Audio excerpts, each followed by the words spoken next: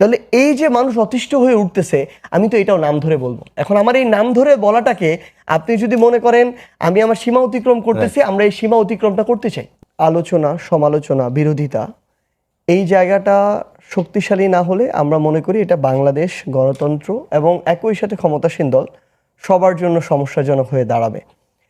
আমরা সরকারি দলের আমাদের যারা সম্মানিত সংসদ সদস্য রয়েছেন তাদের বিভিন্ন জায়গা থেকে মতামত শুনি যে তারা শক্তিশালী বিরোধী দল পাচ্ছেন না। আবার বিরোধী দলের থেকে যখন একটু শক্তিশালী সমালোচনা আসছে, কড়া ভাষায় সমালোচনা আসছে, তখন সেগুলোকে হজম করাটা কষ্ট হয়ে যায়। এখন আমাদের জায়গাটা যেটা খুব স্বাভাবিকভাবেই বিএনপি বলেন, তারা যে আগে একটা দীর্ঘ সময় ধরে রাজনীতি করে আসছে, প্রায় 50 বছরের লম্বা সময় ধরে, তারা যেই প্যাটার্নে পলিটিক্সটা করেছে, যেই প্যাটার্নে সমালোচনা করেছে, সমালোচনা নিয়েছে, এখন ধীরে ধীরে প্যাটার্নটা চেঞ্জ হচ্ছে এবং চেঞ্জ হবে। আমরা যখন একটা আন্দোলনে নেমেছি আমাদের কিন্তু ভাষা আলাদা ছিল, প্যাটার্ন আলাদা ছিল, আমাদের যে ধরন এটা ভিন্ন ছিল। সো একইভাবে এর আগে আমরা হয়তো দেখেছি যে কোনো একটা জায়গায় যখন সরকার দল বিরোধী দলকে সমালোচনা করে, সমালোচনাটা হয়তো বা বিরোধী দল সরকার দলকে সমালোচনা করে, হয়তো তারা তাদের জায়গা থেকে নাম ধরে করে নাই, ইনডিরেক্টলি পরোক্ষভাবে করেছে। কিন্তু এই জেনারেশন আসলে যখন সরাসরি স্বৈরাচার পতনের নেতৃত্বে কিংবা আন্দোলনে সরাসরি ছিল, এই জেনারেশন যখন হাসিনাকে খুনি হাসিনা বলেছে 3 অগস্টে শহীদ মিনারে, এই জেনারেশন যখন তাদের এটা অভ্যস্ততা, আমরা এই ইভলিউশনের মধ্য দিয়ে এসেছি যে আজকে ক্ষমতাসীন দলের কোনো একজন এমপি তার বিরুদ্ধে যদি আমরা অভিযোগ পাই তার নাম ধরে বলবো। এটাকে যদি মনে করে যে আমরা আমাদের সীমা অতিক্রম করছি, আমরা এটাকে মনে করি না, বরং এই পলিটিক্সের এই পরিবর্তনটা ধীরে ধীরে হতে থাকবে। আমরা বরং এটাকে দেখি আরেকটা জায়গা থেকে। ধরেন দীর্ঘ সময় বিএনপি, জামায়াত, আওয়ামী লীগ একসাথে একটা রাজনীতি করেছে। সেই রাজনীতিতে স্পেশালি বিএনপি এবং আওয়ামী লীগ দুটো বড় রাজনৈতিক দল ছিল। আমরা তখন দেখেছি যে তাদের মধ্যে একটা পারিবারিক বন্ধন ছিল, ছেলে মেয়ের বিয়ে দেওয়া হয়েছে, একসাথে ব্যবসা করে কিংবা একসাথে আড্ডা দেয়, একসাথে পড়াশোনা করেছে, উঠবোস করে। ফলশ্রুতিতে তারা সরকার দল বিরোধী দল হতে পারে, কিন্তু ওই যে যৌক্তিক সমালোচনা বা কঠোর সমালোচনা এটা করে হওয়া উঠে নাই বা করে নাই, কিংবা আমরা দেখেছি যে নাম ধরে বলা এটা হয় নাই। কিন্তু আমরা এবার ধরেন, আমি যদি আমার এবারের উদাহরণটা দিই, জুলাই পদযাত্রা আমরা গিয়েছি, আমরা যখন নেত্রকোনায় গেলাম আমরা দেখি যে বিএনপি বলি, জামায়াত বলি, এনসিপি বলি, সবাই ব্যক্তি লুৎফুজ্জামান বাবরকে ভালো বলতেছে। আমরা যখন কিশোরগঞ্জে তাড়াইলে গেলাম, ওইখানকার যিনি মন্ত্রী এমপি, আগে শিক্ষামন্ত্রী ছিলেন, ওনাকে সবাই ভালো বলতেছে। তাহলে আমিও তো তাকে ভালো বলে আসছি, নাম ধরে ভালো বলে আসছি। এবং আমরা দেখলাম ওইখানে ছাত্রদল, যুবদল, তাদের সাথে যখন রাস্তায় দেখা, তারা সালাম দিয়ে বলতেছে ভাই আপনারা প্রোগ্রাম করেন, কোনো সমস্যা হলে জানায়।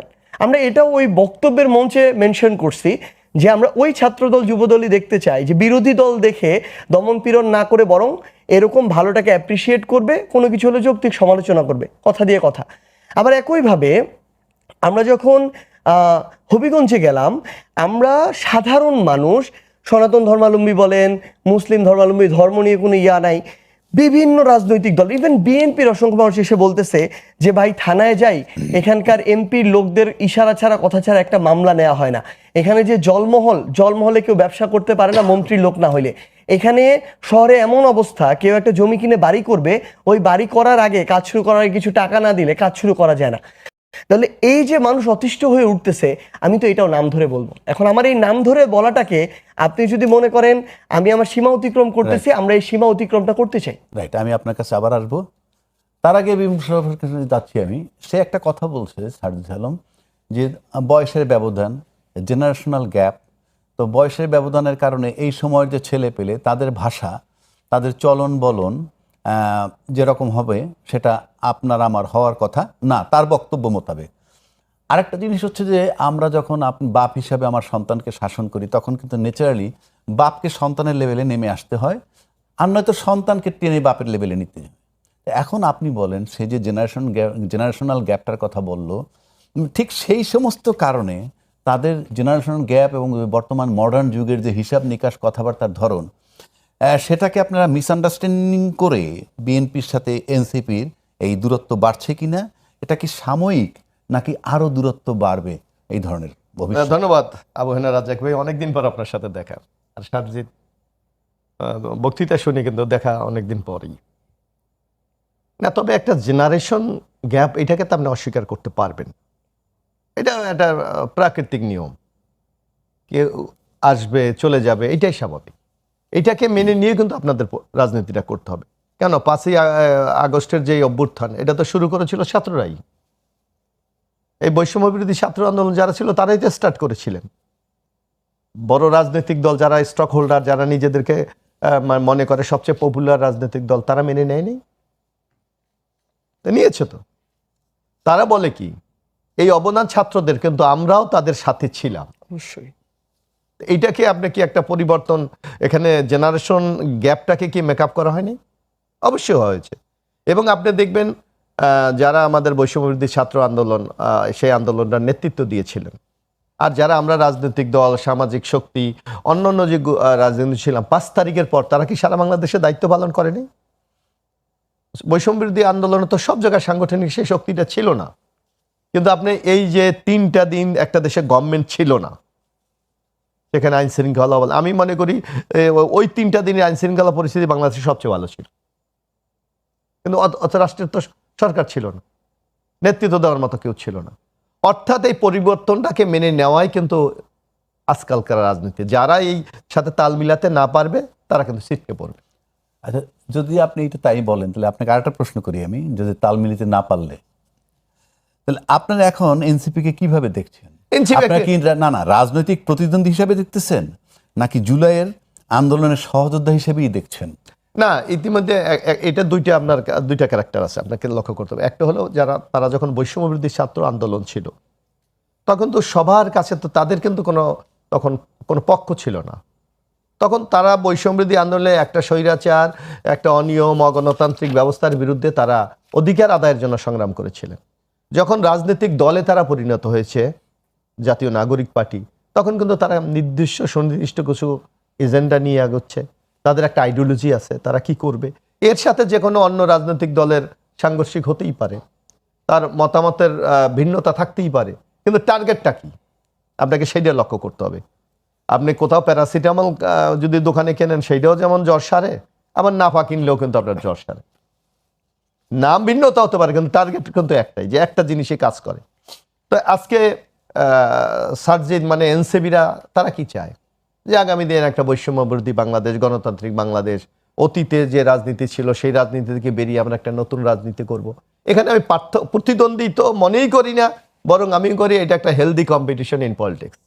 যদি এটা আমরা ধরে রাখতে পারি, তাহলে বাংলাদেশ অনেক ভালো হবে। কারণ আপনি একটা জিনিস লক্ষ্য করেন, এই আমি মনে করি অনেকে হয়তো বলতে পারে এনসিপি 6টা সিট পেয়েছে, অনেকে বলতে পারে যে এত বড় আন্দোলনের পর তাদের তো ক্ষমতা যাওয়া উচিত ছিল। না, আমি একটু বলি, কিন্তু আমার মনে হয় এইটা একটা বাংলাদেশের বিরাট স্বীকৃতি, যে একটা দল গঠন করবার কতদিনের মধ্যে ইলেকশন গিয়েছে? হ্যাঁ, 1 বছরের মধ্যে ইলেকশন গিয়ে 6টা সিটে জয়যুক্ত হয়েছে, অনেকগুলিকে তারা কম্পিটিশন করেছে।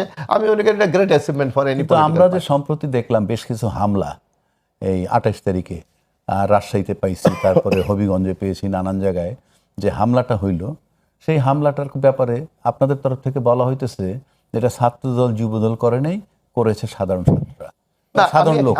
আচ্ছা, আমি বলি, প্রশ্নটা করে নিই তো, সাধারণ লোক যদি করে, সেই হিসাবে তো আপনাদের তরফ থেকে যে নিন্দাটা পাওয়ার কথা ছিল এই ঘটনাটার, প্লাস যে আইনি অ্যাকশনটা পাওয়ার কথা ছিল, সেটা কি দৃশ্যমান হয়েছে? এখন আমি একটা বলি, বাংলাদেশে আসে বিশাল একটি দেশ, 64টা জেলা, এখানে 300 নির্বাচনী আসন আছে। এখানে এক একটা জায়গার এক একটা সেন্টিমেন্ট, এক একটা আপনার কালচারাল হেরিডিটি, এগুলো কিন্তু এক একটা আলাদা। ওই যে সে বললো, এক জায়গায় গিয়েছে তাদেরকে কিন্তু অভিনন্দন জানিয়েছে, আরেক জায়গায় গিয়েছে হয়তো রিয়্যাক্ট হয়েছে। অর্থাৎ সবার তো আন্ডারস্ট্যান্ডিং একরকম না সব। কিন্তু আপনার দেখতে হবে দল হিসাবে, আপনি যে কথাটা আমাকে টার্গেট ছুড়ে দিয়েছেন আমার দিকে, যে দল হিসাবে বিএনপিকে এটাকে অ্যাড্রেস করে কিনা, করে না। নো, আমরা স্পষ্ট বলেছি এটা বিচ্ছিন্ন ঘটনা, এর সাথে বিএনপির কোনো যোগাযোগ নাই। যদি আপনি বলেন যে আইন শৃঙ্খলা, যদি বিএনপি এটাকে অ্যাড্রেস করতো, তাহলে কি তাদের কেস নিতেন? তাদের তো কেস নেওয়া হয়েছে, এবং সেই যারা আসামি করা হয়েছে, বিএনপি তো কোনো ইন্টারফেয়ার করে নাই। জেলা ছাত্রদল, আমি একটা মানে এর নেত্রকোনা মানে, তাই না, এই হবিগঞ্জে জেলা ছাত্রদলের সভাপতিকে সহ আসামি করেছে, সে আইনের কাছে সোপর্দ করেছে। আবার আসবো, আমি সার্জিসের কাছে যাচ্ছি একটু।